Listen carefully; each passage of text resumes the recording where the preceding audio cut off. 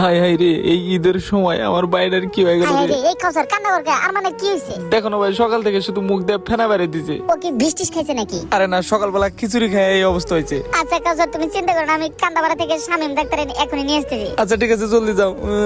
যাই তাড়াতাড়ি গুলির মতো যা শামিম ডাক্তারে নিয়ে আসি।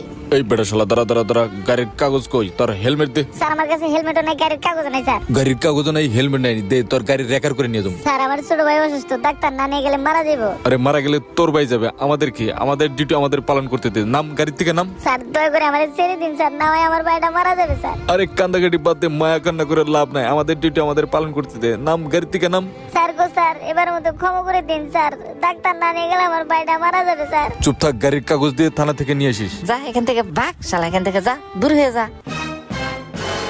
ও ভাই গো ভাই, তোমার কি হয়ে গেল ভাই? চোখ খুলো ভাই, কথা বলো ভাই। যাই টেডি বিয়ারকে ফোন দিয়ে একটু বলি।